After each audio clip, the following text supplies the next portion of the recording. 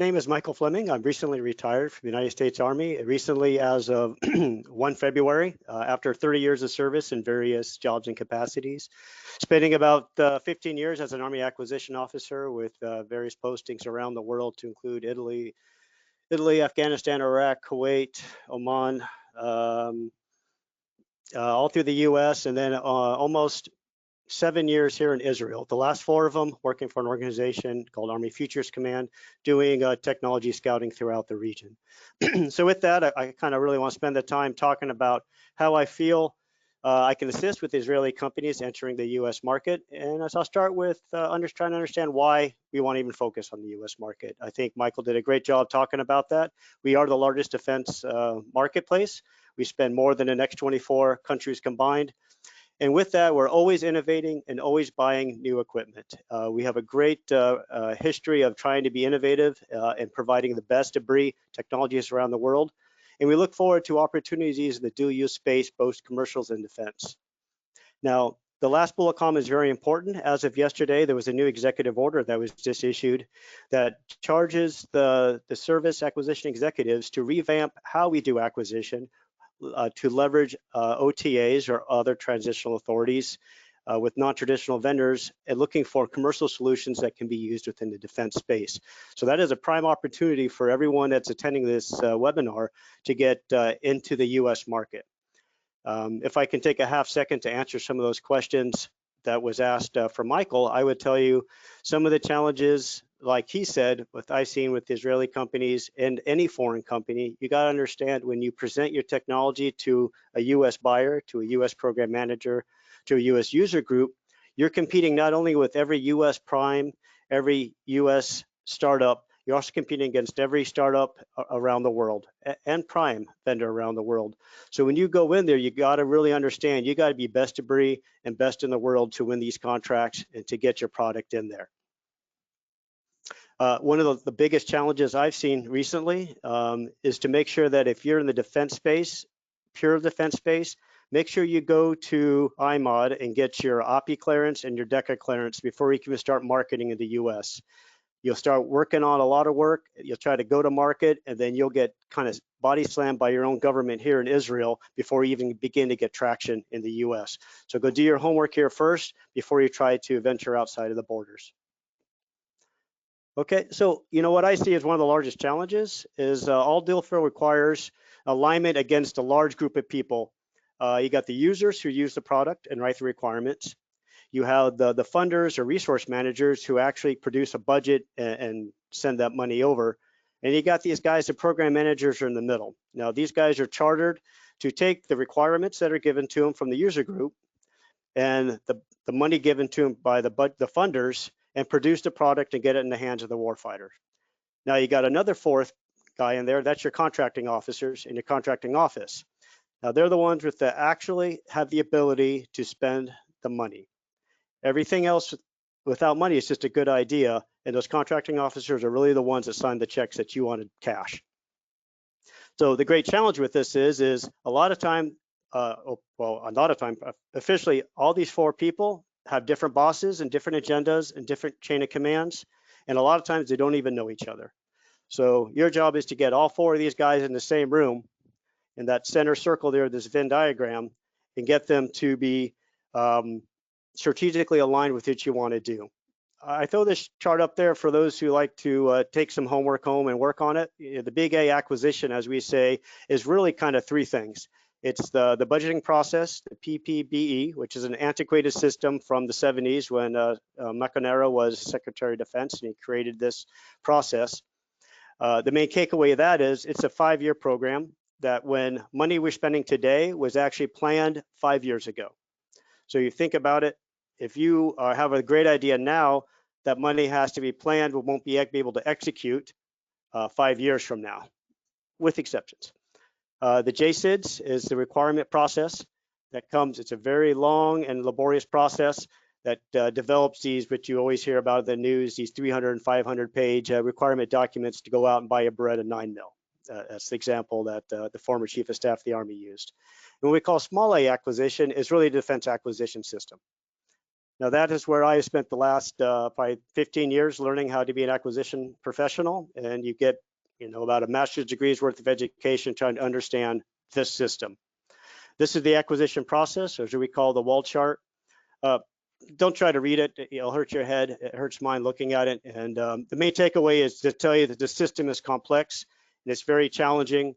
And it isn't like the green path here. If it's IMOD, it isn't going out, grabbing, Galahari, that Mafad or near Vine Gold, showing them your product and getting a tender answered. It takes time and it takes an understanding of this process. But I like simple solutions and easy charts.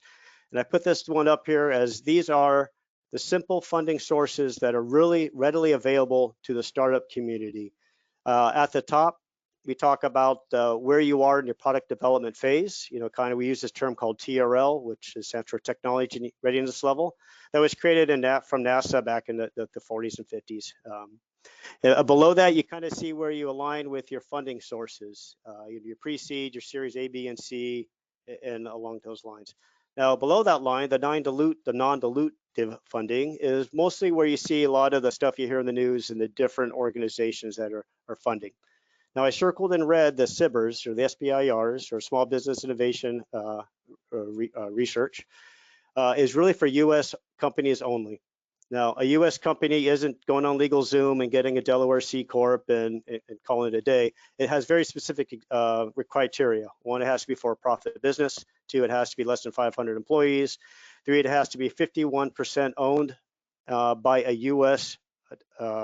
Citizen and/or permanent resident, i.e. a taxpayer. And then it has to be all work and a permanent presence in the United States. Now, some companies meet those criteria, but a lot of them that I think try to meet that criteria do not. Why is that important? Because a lot of the stuff you see being advertised on LinkedIn or through these other stuff, they're using the SBIR funding mechanism to kind of fund their tech searches or fund their competitions. So when you see these things being offered, really understand what is the funding mechanism. And if it's a SBIR and you don't meet those US company requirements, you're just kind of wasting your time trying to compete for those. Now, as you kind of come down this list, you see these opportunities. You got the Defense Rapid Innovation Fund, the Defense Innovation Unit, the DIU, and the NSIN Foundries, which is kind of a component of the DIU, but for the lower TRLs. Those are great opportunities to get into and compete and present your technologies. Down below, you see the broad agency announcements. The BAA is really, it's the document you're going to want to find on SAMS.gov that you apply to actually compete for all of these opportunities. Foreign comparative test is really just for foreign people. For those who are not familiar with that program, get with me offline and I can go into great detail about that. But really that is, I would say, the #1 funding mechanism for large Israeli companies. This is how the U.S. government buys TRL 7 through 9. This is, almost ready for production type equipment that competes with and takes over the production for U.S. Items. Some examples of that, we're talking about the Iron Dome, we're talking about Trophy, we're talking Iron Fist, we're talking M98 cluster munitions from Elbit. But again, these are, 14 to 20 programs that are funded each year, and Israel always punches above its weight, winning 8 to 9 to 10 of those 14 almost every year. The item below it is the Foreign Technology Assessment Support, or FTAS as we call it. This is the U.S. Army Futures Command funding, just exactly only allowed to use their money to purchase foreign technologies to conduct assessments and tests. So I don't want to burn up a lot of your time and be open for questions. So I want to leave you with a couple of these things. This is kind of a class that I give to companies that I also present to Starburst, as I am a mentor with the Starburst Israel team. So it's great to see those guys on here as well. You want to understand the problem and the pain point of the user. You may think you have the slickest product you've ever seen because it's the slickest product you've ever wanted. You have to find a person who is willing to sign a check for your product to be a valid project. Recently, the head of the SOCOM AT&L was on a podcast, And she got up and said, look, I run into people all day long trying to show me their technology. And she says, in the first 3 sentences, if you don't tell me what problem of mine you're fixing, I don't have time for you. So you need to really understand the user, really understand the problem you're trying to solve, and fall in love with the problem and not your product, and you'll get going a long ways. One thing I think everyone should do is register on SAMS.gov. Without being in that system, you are not able to compete for any contracts. You cannot answer any RFIs, and you cannot get a single dollar from the U.S. government. I would also say go ahead and register in the Vulcan-SOF website. That's a great kind of a platform that SOCOM and JSOC and a lot of DoD entities use to look for technology, to post experimentations, to post tests, and to kind of look for technology scouting within that ecosystem first before they go out and advertise it. You didn't show earlier, I'm a PhD candidate studying innovation management. So in that we talk just kind of a collegiate or kind of academic stuff. We talk about your MVPs, but make sure your MVP solves a problem, not the other way around. So really understanding minimum viable product and what you're trying to present out there. Use the OTAs, FTAS, and XTech searches as a great way to present and pilot your technology to the U.S. Army. Go find your IWTSD people. They have a great fund line and opportunities to fund certain technologies. They have very specific areas they're looking for. And then interact with those people to find out when those timelines are.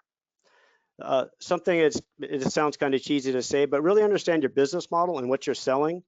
Understand if you have a technology or actually have a product, because they're not the same thing.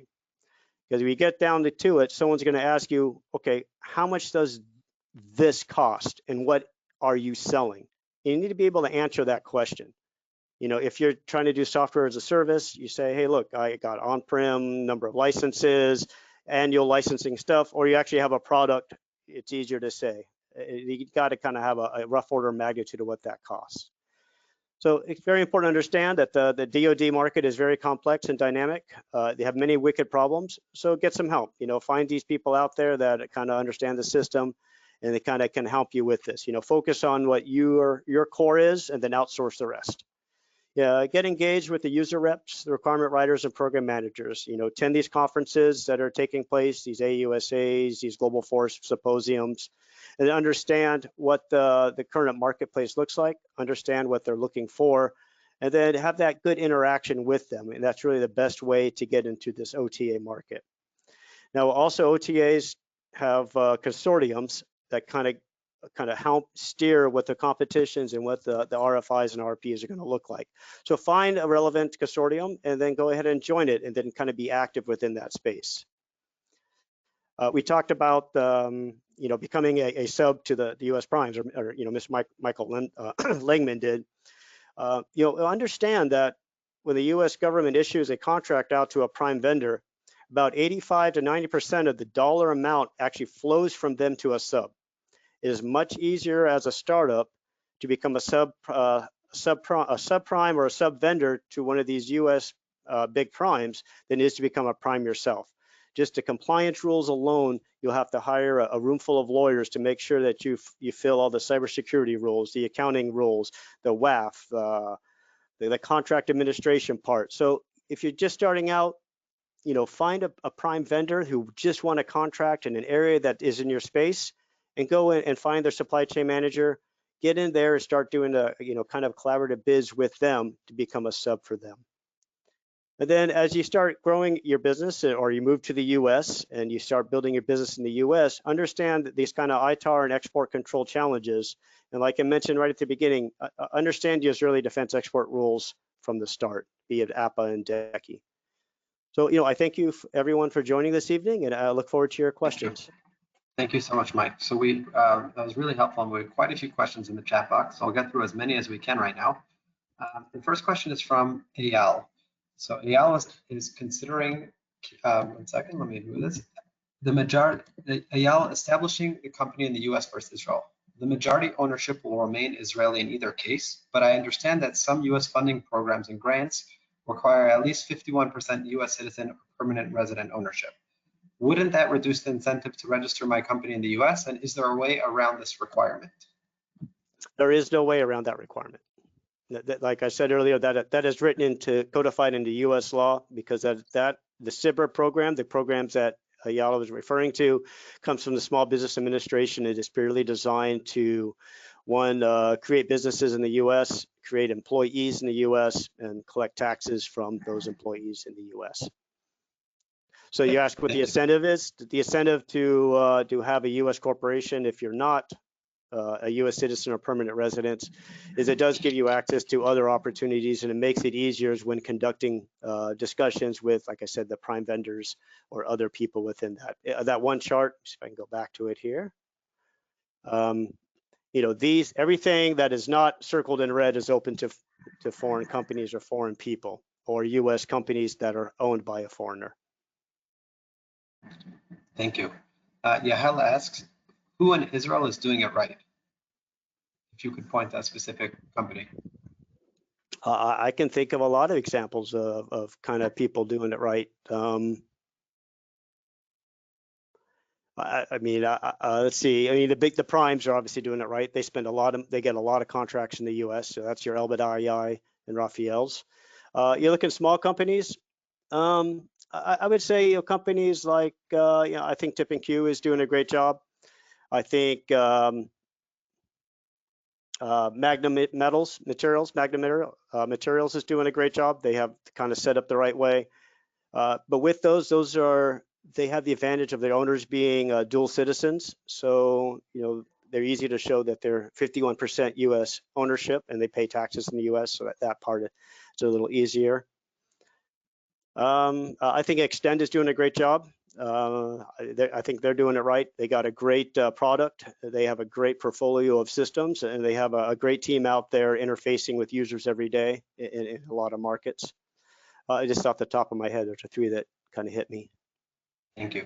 So we have another question. Is it better for an early stage startup to engage the DoD as part of an Israeli big enterprise such as Elbit or et cetera? You know, I hate to sound like it depends. It really depends on what the founders' goals are and what their kind of risk tolerance is, and their kind of timeline to go to market strategy. You know, one thing I do tell people is it's best to find a commercial vertical to sell your product, to see you have some revenue coming in. A company like Orca AI is another great company. Thinking about that, they have a great commercial product that brings them revenue and allows them the time and patience to get into the defense market. I used to kind of joke, and it's not really funny, but you know, a startup will go bankrupt twice before the US government can figure out how to sign the contract.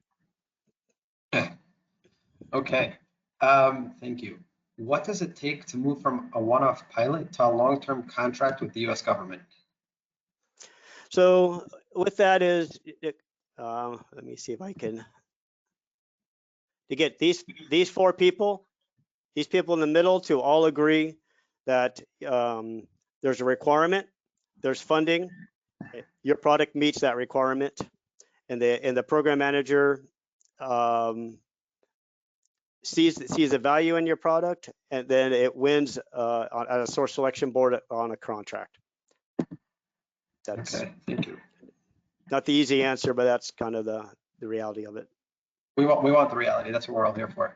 Okay, from Daniel, what role do relationships with primes play, and how can a startup get on their radar? So relationships with primes, you know, like we talked about, the majority of the funding coming as pass-throughs from the prime to the subprimes. So that's a great opportunity with that. How you get on that radar? You go join those relative consortias here. You go and attend a lot of these trade shows where you see the primes at, and then always in those booths they have someone that's in the buying space. You know, they'll have a supply chain manager who is really just a guy who's out there looking to buy stuff at subprimes, and you introduce yourself with that. And it's just like it's doing a pitch to them, like as you would as a customer, you know, a seller to a customer. Okay, thank you. And of course, also put yourself on the Israeli tech defense system ecosystem map. Absolutely. What, this is from Jonathan. What about SBIR eligible US-based companies owned by Israelis with dual citizenship and match, one second, just jumped for me. Owned by Israelis with dual citizenship and match the SBIR criteria as majority owned US business. Can such a company participate in a US collaboration or assess event over a few days? If so, where does such a company discover these events and get a chance to register and prepare for them? Okay, so go on vulcan.sof, go on sams.gov, they're all posted there. And to answer Jonathan's question previously, yes, a dual citizen, US Israeli dual citizen can be 51% owner of a US-based company and compete in an SBIR. Okay, thank you. Jordan asks, regarding 51% ownership, I had heard it discussed that Israeli companies can set up a US subsidiary and then develop license agreements, the parent and subsidiary to keep IP and licensure, allowing the 51% to be in the US. What are Mike's thoughts on this model? I hear it. I tell you to do that, that's fine, but the SBIR may disqualify you. It's a risk. Okay, so it may or may not, meaning when they're actually applying, they're going to, you know, the SBIR is going to do the due diligence, and if they realize that's the case, they may not like that arrangement. Correct, because part of the SBIR, you have to give them your social security number or your ITIN, and then they'll see if you're paying taxes or not. I mean, that's kind of the screening criteria. Okay, are there particular tech verticals that are getting more traction right now in the US within the defense tech space, naturally? Yeah, absolutely. There's always, so yes, I'm trying to think the easiest way for people to see them. So obviously, stuff in the UAS space, the counter UAS space, AIML is a hot button right now. AITR, that's artificial target recognition, has been hot. Autonomy and robotics is hot. Man-machine interface is hot right now. And you can kind of just go on the OSD R&E webpage or the Army Applications Lab, AAL.com, and kind of see where all the hot spaces are within the Army and the DoD. Or go to the DIU website; they kind of post where they're considering the hot spaces. Thank you. Okay, so it looks like we got through all the questions for now. If anyone thinks of any more, please feel free to send them in, and we'll make sure to get them answered. The other thing I see people, Alex and others, asking is for Mike's contact info.